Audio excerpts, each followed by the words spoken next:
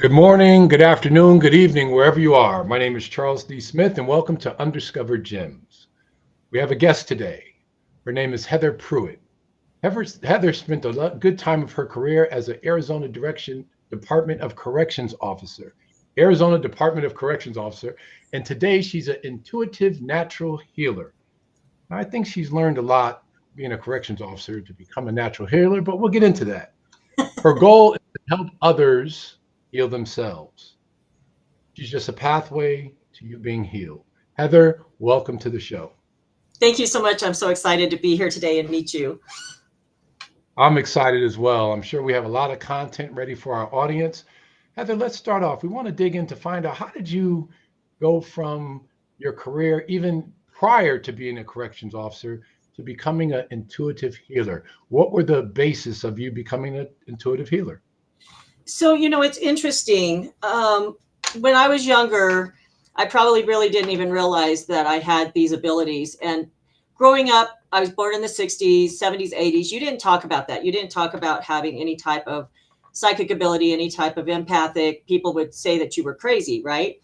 And so it wasn't really talked about. But when my grandmother died, my grandma on my dad's side died, and when I was about 10 or 12, I just knew that she was my guardian angel. And I didn't know how I knew that. I just knew that. I just knew that. Okay.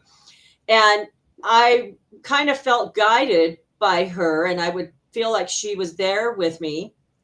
And so as life progressed, and I ended up having some issues and coming back to my hometown, which is Winslow, Arizona, and going to work at the prison as a secretary, it was because of life situations, and I didn't want to have to drive to Flagstaff every day.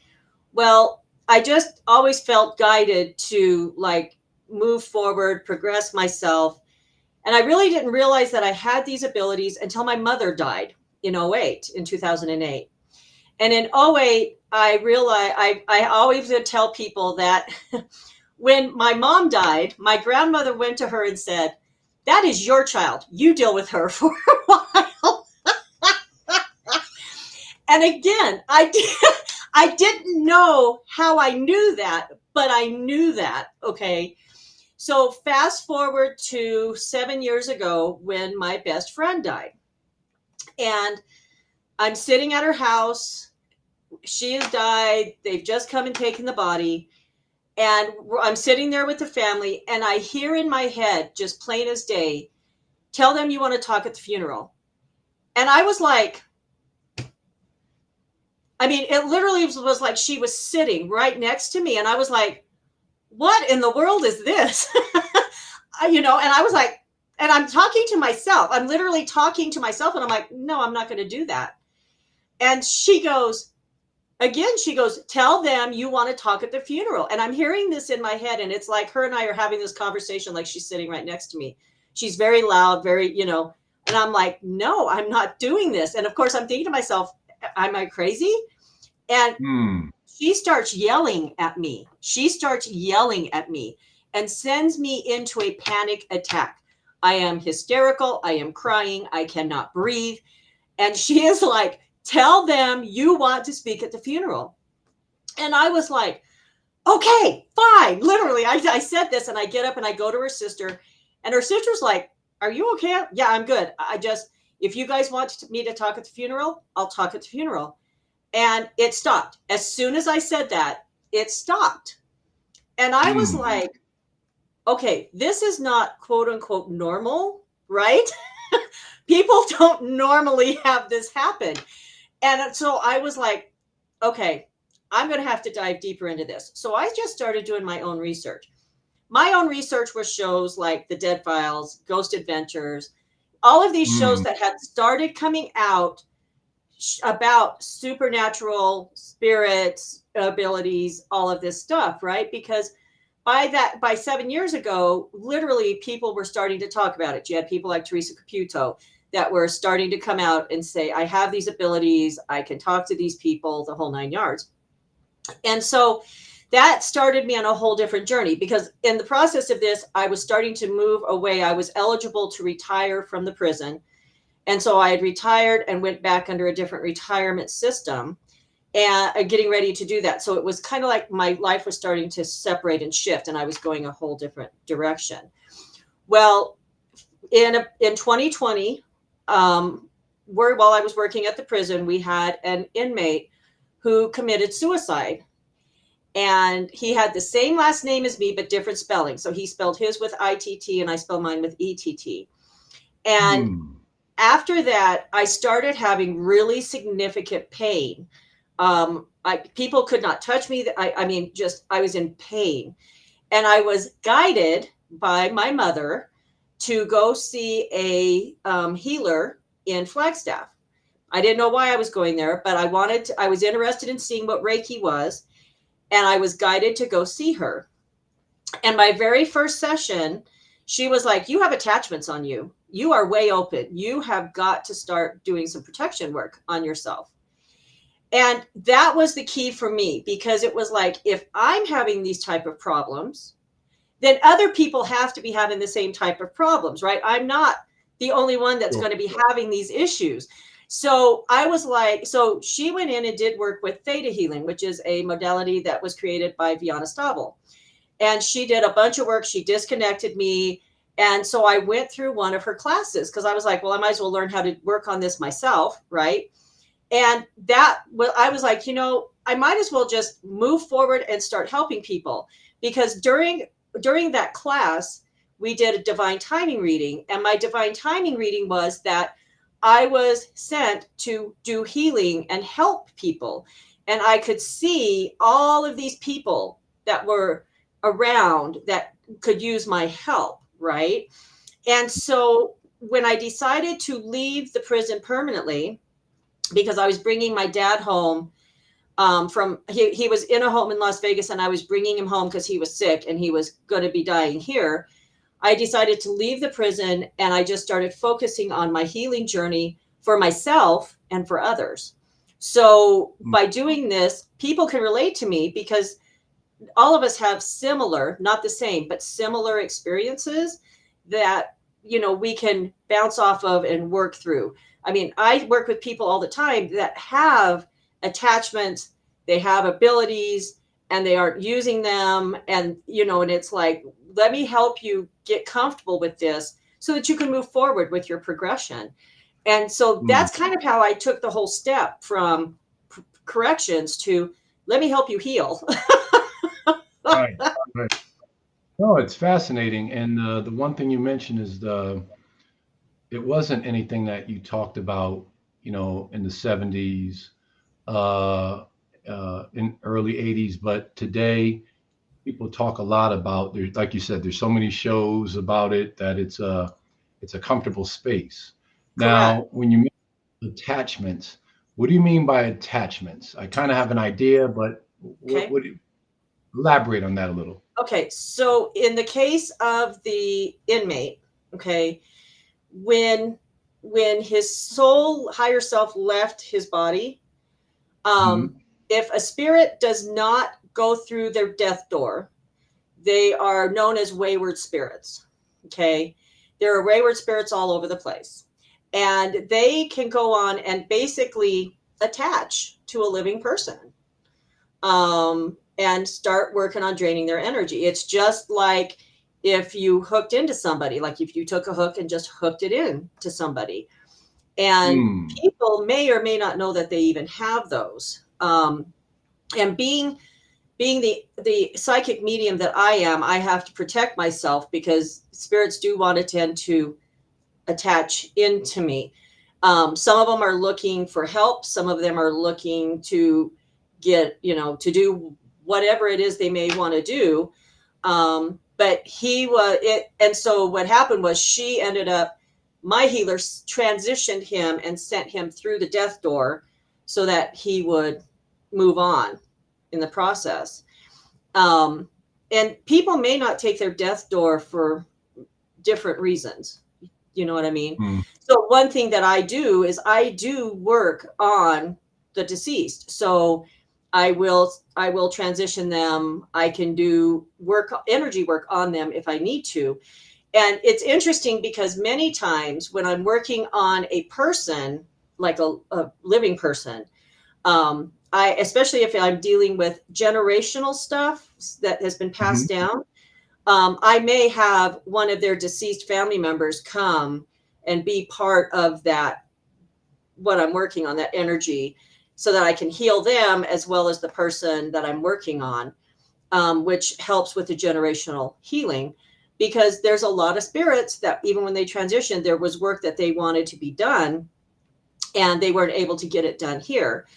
Um, we've done work, we meaning me and my healer have done work on my mother and my father, as well as myself. And so many times people have family members that need this same work done that they need done. So we just lump it all together so that there's a group healing so that it doesn't follow them in the future, if that makes sense. Yeah, Heather, while you were explaining that, I visualized literally a scene with Whoopi Goldberg and Patrick Swayze and Ghost. You were saying that Absolutely. you work on the deceased, and that visual, that scene in the movie came to mind when they were Absolutely. with a group of people trying to contact their deceased family members. So is that sort of what? Not to say that that is the setting, but is that what you do? That is one of the things that I do. Yes. Right. Yes. And sometimes I have a client that is brought to me by the deceased family member. And it's like coincidences don't happen in my world. Nothing is a coincidence for me. So if something is brought to me or if something happens, I'm like, okay, I need to file that away because obviously there was a reason why I was shown that. And 9 times out of 10, whatever that was comes back to me, and I needed that information because I'm going to be working on somebody and I needed that information in order to do it. So one of the things that I do is I do psychic mediumship.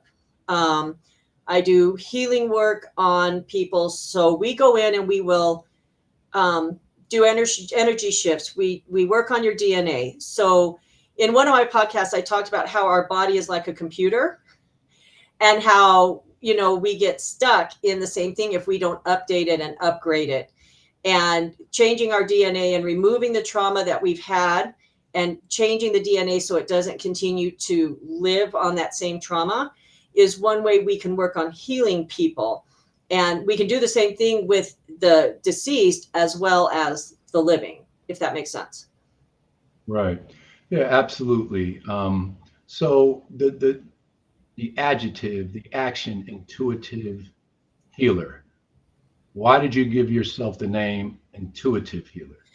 Because intuitively, I am given messages. So intuitively, I receive messages. So I will, I'll give you an example. So we were going on an Alaskan cruise with friends, and I intuitively felt like I wasn't supposed to go on the same flight as these two friends. So I Hmm. was like, okay, I'll not go on this flight. Well, just like a week before we were supposed to go, I'm talking to this friend and I was like, what time are you flying out? Because I just felt like I needed to call her and talk to her about this flight. So I was trying to coordinate something. Again, not a coincidence. And she goes in and she's like, oh my Lord. She goes, we're not flying out till 5:30 at night. And of course I'm thinking, oh, I'm glad I'm not on that flight. But I'm like, thank goodness for that. But I was like, you may want to look at changing that flight. If it were me, I would look at changing that flight because intuitively I felt like there was a problem with that flight. And sure enough, there was a problem with their flight and they got stuck in Seattle for like 2 hours longer than they were supposed to. Hmm. And I was like, and so psychic and intuitive kind of goes together, except that intuitively I get these feelings. Intuitively, it's like I should do this or I shouldn't do this. And it's more of a feeling where the psychic portion, so a spirit is actually talking to me. Um, and so that's how I kind of differentiate the two. And when I'm working on clients, intuitively I can feel things in them. So I can feel like their fear, or I can feel like their anxiety, or I'll feel something and I'll be like, are you feeling this right now? And they're like, yes, I am feeling that right now. But that's the intuitive side. That's not the psychic side, if that Got it. makes sense. Yeah, I mean, you do work in different areas, trauma, dark energy. Absolutely. You help people develop their intuitive gifts, Hmm. removal of things. Let's talk about it a little bit. In today's environment, after COVID, every college needs counselors to deal with all sorts of things that college students and teenagers are going through. As we get older, we get into our 40s, we look at our past and we start dealing with trauma. So you have all those things that come your way. Um, is there a certain process that you take to deal with clients based on all the different things that you do? Is there kind of a certain process at the beginning to deal with them, or is everything different? So let's talk about trauma, energy, dark energy, those So things. let's How talk do you about work? let's Okay. talk about trauma. Okay. So so I'm going to talk about energy cutting first. Okay. So the basis of every session that I start with starts with cutting something from the person, meaning Okay. we cut the energy cord that is connected to that, and then we replace any belief systems. So along with that trauma, and this would work for dark energy, this would work for anything that I do. Trauma is just the main one that I'm going to use right now. There are belief systems linked to that. So if I am connected to, I'm going to say, I'm just use a car accident because it comes to my head. So I've been in a major car accident and I have trauma from that car accident, right? I may have a belief system that I am in danger anytime I get into a car. So I see. that belief system has to be removed, resolved, alchemized, and replaced with the knowledge, feeling, and knowing what it's like to feel safe in a car, knowing that Hmm. if it's not your time to go, it's not your time to go, right? Then we would go in and we would cut, and I've actually done this with a client. I've gone in and I've cut them from the people that caused the accident, the people that were in the accident, cut them from the car, cut them from the physical place where they had the accident, because all of that is hooked into this trauma. Okay. So we cut all those energy cords. So, I'm fearful. I would love this car. I'm attached to this car. I'm so angry that they wrecked my car. We need to cut you from that car. Let's cut that energy cord from that car, right? Make it to where that car is not so important to you anymore, because an energy cord is like a garden hose. So it connects one end to you and one end to the person, place, or thing that you're connected to. And you can feel the energy, because everything, no matter what it is, has energy. Whether it's material, whether it's non-living, whether it's living, everything has an energy to it. So what we're trying to do is cut that cord between you and that whatever that is, so you stop feeling that energy. Once you do that, it releases you from that. Okay. Hmm. and and really, for me, I will tell you, when I finally got cut from my mother after 14 years after her being dead, it was a whole totally different experience. My grief all of a sudden was able to finalize. Um, and so when my dad died, I got a hold of my healer that day and I was like, I need to be cut. She's like, you have to wait 72 hours. Really? He's in transition. You have to wait 72 hours. And I'm like, I'm not happy with that, but okay. And Okay. so she went up and did it, right? Because in our modality, time is a constraint we put on each other, on ourselves, not, universe source.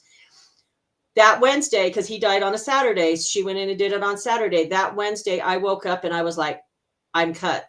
I can feel the cut. I wasn't crying. I wasn't blubbering. I was able to focus on his funeral. Um, and so because of that, I was able to start functioning better. And by cutting whatever it is that you are connected to that has caused trauma, death, grief, whatever, what it does is it releases you from that. You're no longer feeling that energy. And because of that, it allows you to just go ahead and move forward. Um, Anytime a person dies, I recommend getting a cutting. Anytime you change jobs, I recommend getting a cutting. Um, me and my healer had to do a lot of work cutting me from the Arizona Department of Corrections and everything there. You know, there's a lot of trauma that I suffered working there. You see a lot of stuff in a prison, and Mm, we had to cut me from that to help me move forward to where I am now. So it always starts with energy cutting. Usually somebody comes to me because there's something that they need to be cut from. And so we do that first, and then we move forward in our further sessions working on belief systems, because what will happen is they'll be cut by this and they're like, okay, now I need to work, and then something will happen. They'll be like, I had this trigger, and I'm like, okay, let's go in and work on that, you know. And so it may be belief systems, it may be cutting, it may be removing, because, you know, words have power, Charles. And so we say things and do things that create contracts, oaths, vows, commitments that have to be cleared. And so that's another thing I do during sessions is we go in and we clear all of that out. If you have karma with a person, I can go in and mark that done so it doesn't follow in the future. And sure. so there's a lot of different variables that go on, but it normally stems when somebody usually comes to me, it's about we're working with trauma and we're cutting you from whatever that trauma based is. And then the healings go on from there, depending on what they need. Right. You know, I'm listening to you, and life coaches, counselors, what you do, it's all the same, but a different variation. You say cutting, a life coach says you need to release some of the anxiety and things that you have. Another counselor might say, we need to go back there and deal with whatever it is and to move forward. So it's all a different variation, but all getting to the same root in someone healing or moving forward in their life. Heather, who was your mentor? Did you have mentors helping you during this time when you were trying to, I want to say, perfect or deal with your craft? Oh, I'm still working on it. But my mentor is a woman named Dawn Marie out of Flagstaff. And she's the one that I was guided to go to have that to be dealt with on my when I had that severe attachment.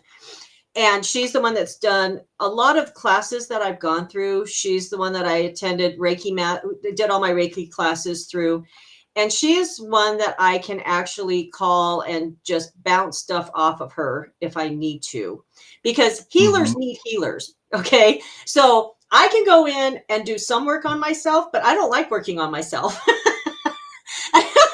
Right. So I am like, I need to call Dawn Marie. I need to go have a session with her, because I'm like, I don't want to, I'm like, I don't want to look at this stuff in myself, but she can see it. And then her and I work through it and we cut it. Right.